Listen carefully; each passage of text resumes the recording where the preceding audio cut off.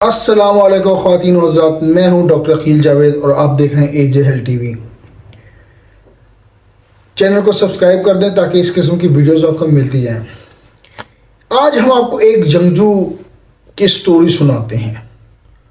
کیسے وہ جنگجو یہ جو دوسری عالمی جنگ تھی اس میں ایک جگہ سے گزر رہا تھا، تب پاس میں اس کے گاؤں تھا، اس کی جو جدی پشتی گاؤں تھا اس کے پاس سے گزر رہا تھا۔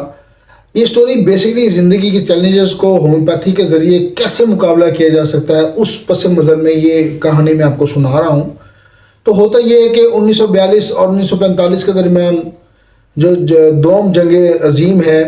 ظاہر ہے وہ عالمی جنگ چھڑ گئی، اور ایک فوجی جوان جو کہ اپنے یونٹ کے ساتھ سفر کر رہا تھا، یعنی کہ ایک محاذ سے دوسرے محاذ کی طرف جا رہا تھا، تو آپ کو پتہ ہے کہ اس وقت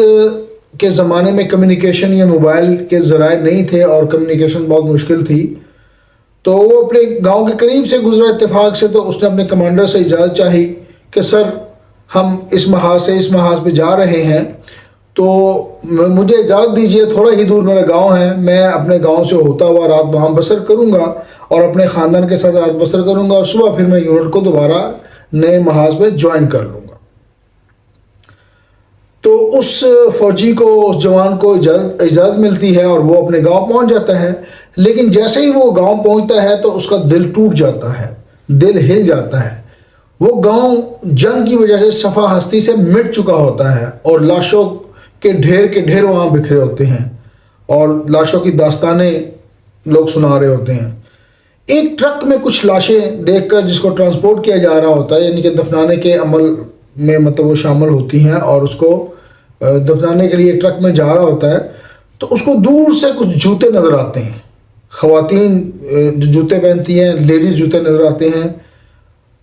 تو دیکھتا ہے کہ یہ جوتے تو میں نے کہیں دیکھے ہوئے، ذرا غور کرتا ہے تو پھر یہ ریلائز کرتا ہے کہ یہ جوتے تو میری بیوی کے ہیں، اور یہ تو میری بیوی ہے۔ بہرحال وہ لاشوں کے ڈھیر میں سے اس خاتون کو نکالتا ہے وہ جوتوں کو دیکھ کر، اور جب وہ خاتون کو نکالتا ہے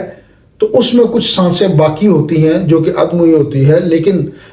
جو لوگ اس کو لے کے جا رہے ہوتے ہیں یہ سمجھتے ہیں کہ اس کی موت ہو گئی ہوئی ہے۔ لیکن بہرحال خوش قسمتی اس نوجوان کی، اس فوجی کی، کہ وہ خاتون جو ہے وہ زندہ ہوتی ہے، اور وہ کسی طریقے سے اس دور میں کسی ہاسپٹل یا طبیب کے پاس پہنچ کے جو زندگی کی لڑیاں اس کی قائم کرنے میں مدد ملتی ہے، اور وہ دوبارہ بحال ہو جاتی ہے، اور وہ ٹھیک ہو جاتی ہے کچھ عرصے بعد، سال 2 سال کے بعد۔